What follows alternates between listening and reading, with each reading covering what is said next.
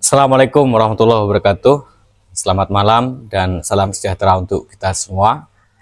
Terima kasih yang sudah menonton video ini.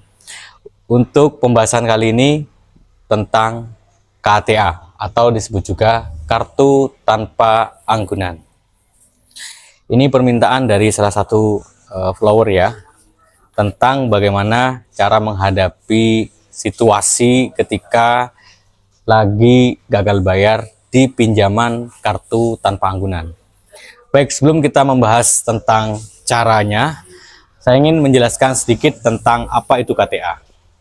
Jadi KTA itu ada dua, ada yang offline, ada yang online. KTA memang sudah dikenal lama sebelum populer istilah pinjaman online ya. Jadi KTA itu ada dulu di Bank Danamon, ada di Digibank, ada Okebank, ada juga di Oktobank atau SIM Niaga. KTA itu memiliki limit pinjaman minimal waktu itu pinjaman 5 juta hingga 250 juta. Tapi sejak ada KTA online sudah mulai ada pinjaman minimal dari 500.000. Nah, pinjaman KTA itu memiliki tenor itu dari 6 bulan hingga 5 tahun.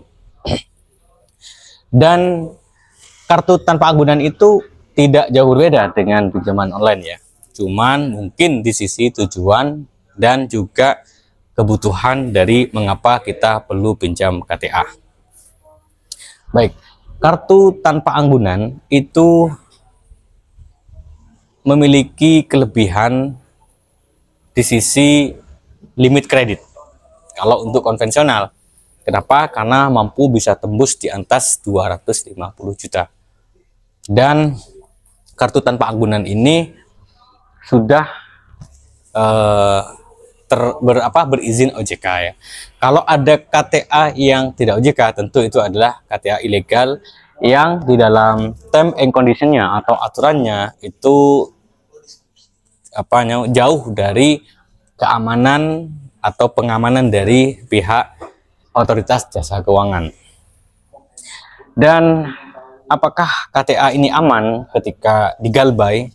Kalau sengaja digalbay, tentu apapun pinjamannya tidak aman.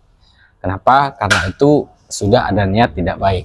Tetapi kalau memang kondisi atau situasi di mana menuntut kita untuk gagal bayar, misalnya masalah kesehatan, misalnya juga masalah biaya pendidikan, atau kena penipuan. Biasanya 3 faktor inilah yang kemudian banyak sekali menjadi penyebab di mana nasabah ataupun customer jadi gagal bayar.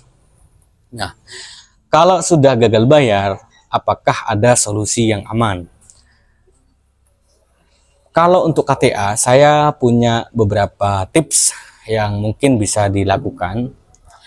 Meskipun sebetulnya secara pengalaman saya hanya pernah galbay di kartu kredit ya. Tetapi menurut saya kartu kredit dan KTA itu tidak jauh berbeda karena sama-sama tidak memiliki anggunan. Biasanya kalau pinjaman tidak memiliki anggunan itu kita kadang begitu enteng untuk tidak membayar karena merasa tidak ada sesuatu yang diancam. Misalnya seperti jaminan kita akan diambil bank ataupun aset-aset kita akan dilalap oleh pihak dari peminjam. Itu adalah persepsi yang salah, karena baik tanpa jaminan maupun punya jaminan itu sebetulnya sama-sama tidak aman dari sisi nama kita di slik OJK. Jadi kalau Anda gagal bayar di KTA, tentu Anda akan punya efek nama buruk di slik OJK ataupun di BI checking. Dan ketika Anda buruk di slik OJK, pengaruhnya cuma 2 saja. Satu, Anda tidak bisa melakukan pinjaman lagi. Yang kedua, Anda tidak bisa bekerja di perbankan. Karena di perbankan itu ada sih syarat diantara untuk lolos jadi pegawai bank itu minimal slik OJK-nya bagus. Kenapa harus begitu, Kak? Karena itu memang bagian dari kebijakan HRD ya, atau bagian penerimaan karyawan. Ya logika alasannya mudah, karena bagaimana mungkin orang bank itu kok juga lalai di perbankan seperti itu, kira-kira begitu. Jadi slik OJK hanya berpengaruh pada posisi kita nggak bisa pinjam lagi. Yang kedua, kita dianggap sulit untuk bekerja di bank. Dan apakah ada potensi yang lain? Selama ini menurut saya masih belum ada, cuman namanya aja buruk. Tetapi apakah masalah slik OJK ketika buruk ini bisa dipulihkan? Tentu bisa, tanpa harus menggunakan jasa pemulihan nama baik, karena rentan penipuan ya. Yang jelas, untuk balik pada pemulihan di slik OJK, Anda cukup saja melakukan pembayaran ataupun menyelesaikan beban hutang yang sudah Anda lakukan. Kita lanjut habis ini. Kalau misalnya Anda tidak peduli dengan OJK, tidak jadi masalah. Artinya tidak peduli nanti nggak bisa bekerja di bank, nggak peduli juga sudah nggak mau pinjam lagi karena memang udah efek kondisi yang begitu sangat terburuk, maka Anda bisa melakukan negosiasi. Artinya begini, kalau nanti dari pihak peminjam, lending ataupun bank melakukan proses peringatan kepada Anda, itu Anda cukup menjawab kondisi apa adanya, kondisi yang sebenarnya. Jadi saran saya, yang pertama, Anda hadapi pihak bank. Kemudian yang kedua, di bank itu ada peluang untuk melakukan negosiasi. Negosiasinya itu ada dua, ada namanya reschedule, jadi penjadwalan ulang, ada juga recondition atau pengkondisian ulang, dan berikutnya juga ada istilah restruktur. Nah, kemarin ada yang sempat tidak terima dengan apa yang sudah saya sampaikan di YouTube saya ini. Jadi dia nggak setuju dan menuduh saya berkompromi dengan bank, menuduh saya pro dengan pinjol, menuduh saya adalah agen rentenir. Menurut saya, orang yang komen seperti ini, dia tidak nonton video yang saya buat urusan bank, pinjol maupun debt collector. Tidak ada kata-kata ataupun kalimat-kalimat yang kemudian itu istilahnya termakna di situ saya pro mereka. Enggak. Saya hanya mengkampanyekan yang pertama, stop pinjol, karena itu akan meresahkan kehidupan Anda. Kemudian yang kedua, kalau gagal bayar, jangan memaksa bayar dengan cara meminjam ulang, baik meminjam ke tetangga maupun minjam uang lagi. Jadi bagi yang gagal bayar hingga 2-5 aplikasi, sebetulnya itu karena dia berpikir spekulatif. Dia merasa aman setelah dia dapat pinjaman untuk bayar pinjaman. Di beberapa waktu dia merasa dirinya aman, tidak ada penagihan lagi. Padahal itu hanya seolah seperti bom waktu, di mana ketika itu sudah terkondisikan semua, ya itu tinggal bingungnya saja kayak gitu. Nah, itu yang tidak saya inginkan. Jadi bagi beberapa komentar yang kemudian menuduh saya adalah pro pinjol, itu karena menurut saya dia tidak cerdas sebagai netizen. Harusnya dia tonton ulang video saya kayak gitu. Baik, kita lanjutkan soal bagaimana ketika gagal bayar di KTA. Baik, beberapa bank itu beda-beda cara penanganannya ya. Ada yang kemudian kadang debt collectornya ini pihak ketiga yang memang seolah-olah tidak percaya semua alasan. Nah, kalau menghadapi orang seperti ini ya sudah dihiraukan saja.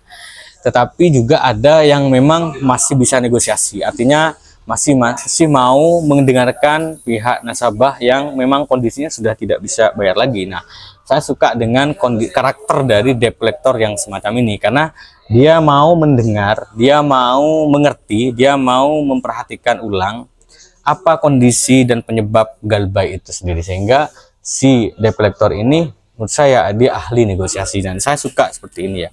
Dan debt collector yang semacam ini harus dipelihara oleh bank. Kenapa? Karena dia mengerti, dia tahu kondisi. Nah, kalau Anda pada posisi gagal bayar dan ingin selamat dari OJK ataupun ingin tetap stabil, menurut saya kalau ada aset, jual aja aset, tapi Anda negosiasi untuk hanya bayar pokok saja. apakah bisa-bisa aja di situ. Yang penting kalian hubungi, hadapi, dan di situ dikasih peluang oleh BI ya. Dan pastikan tidak ada proses negosiasi di bank yang lain. Jadi memang negosiasi di pertama kayak gitu. Kenapa? Karena KTA yang besar, yang pinjaman emas di atas 250 juta dengan di bawah 250 juta itu berbeda ya. Kalau sudah di atas 250 juta, meskipun itu tanpa agunan, mereka biasanya menggunakan jasa hukum. Mereka meminta jasa hukum untuk mengambil aset Anda karena ada hak mereka yang Anda ambil, sehingga Anda punya kewajiban. Dan dia bisa kemudian meminjam kuasa hukum untuk kemudian melakukan proses pengambilan aset yang ada pada pinjaman KTA yang di atas 250 juta.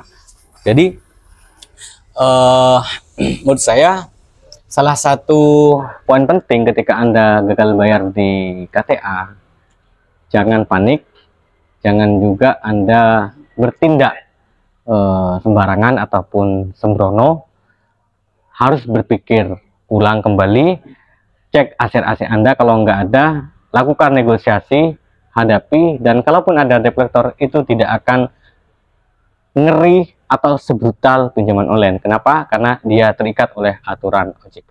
Saya kira ini cukup untuk proses di kartu tanpa anggunan. Dan sebelum saya akhiri, kalau bermanfaat mohon dibantu untuk di-share, kemudian disukai, dan jangan lupa di-subscribe. Tentu juga apa ya istilahnya, kalau ada sesuatu yang tidak sesuai case-nya dengan apa yang saya sampaikan, mohon kasih komentar. Dan saya juga mohon maaf kepada yang kemarin menuduh saya sebagai agen atau pro rentenir ya. Anda mungkin belum kenal dan belum tahu video yang saya buat, sehingga Anda kecepatan jarinya melebihi daripada bagaimana Anda menyimak dan mendengar video yang saya buat. Terima kasih, saya Ahmad Faisal Evin, pengisi channel Ilmu Official. Salam kenal, jangan lupa kerjakan doamu dan doakan kerjamu. Assalamualaikum warahmatullahi wabarakatuh.